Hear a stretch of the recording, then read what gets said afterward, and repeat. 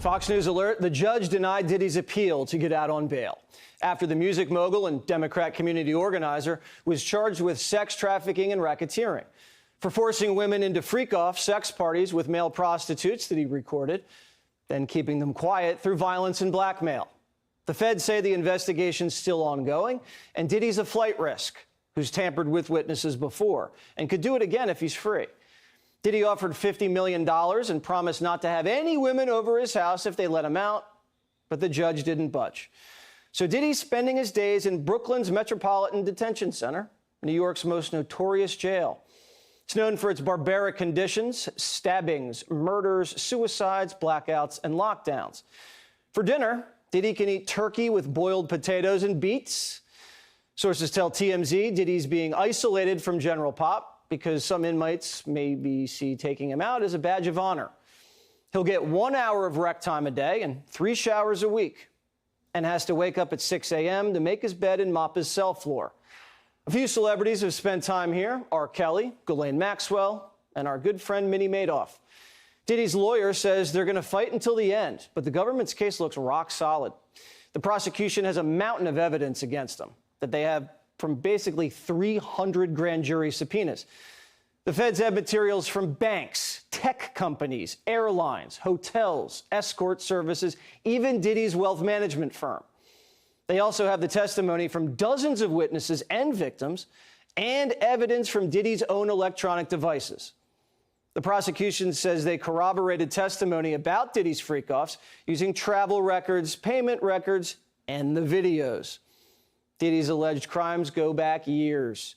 In 2011, he kidnapped somebody at knife point and gunpoint so that he could break into a different person's house. 2 weeks later, someone in Diddy's crew found the victim's car, sliced open the convertible top, then dropped in a Molotov cocktail. Diddy's been running wild for at least 15 years, but he might not be able to slip out of this one. And he's only the first domino to fall. If he gets racketeering and sex trafficking for freak-offs, it will be others involved. Yes. Like if you ever ran a train with Diddy, you're probably going to jail. Yeah, that's what a lot of people were saying, that, you know, that's possibly on those cameras because he had cameras in the crib. So people are thinking that maybe there'll be other people involved. If you ever been butt naked anywhere with Diddy, or half butt naked with Diddy, and there was some women around or some men around that he told you were part of the party, you're probably going to jail. Immediately after Diddy was charged, we started seeing record executives resign and retire. We're not saying it's all connected, but the timing's interesting. Stacey Richmond's a music industry attorney. Do you think it's a coincidence that some of these record label executives started retiring? I don't know that it's a coincidence. I think that the evidence will reveal people who have concerns. So we don't really have those answers yet. Clearly, it may be an indication of concern, or maybe just time to move on to greener pastures. Will Diddy rat people out? That is a personal decision for any individual. And the question of ratting out, I think in the government's eye, he's the top of the iceberg. Now, the next question is, what does he know about others who may have participated with him, like the gentleman just said a few minutes ago? What's on those videos? So if he spills the beans and says this record label executive financed these parties, this guy did this guy did that, would that maybe reduce the time he spends in prison? It's a conceptual possibility. What you're talking about is something known as a 5K1. That would mean that he was cooperating. The government valued that cooperation, and they issued a letter, which would be a signal to the judge, give him a lower sentence, because unlike state systems, the prosecutor doesn't decide how much time the individual gets, the judge does. Right, and he's looking at 15 to life. Have you spent time in this jail? This place does not look very nice.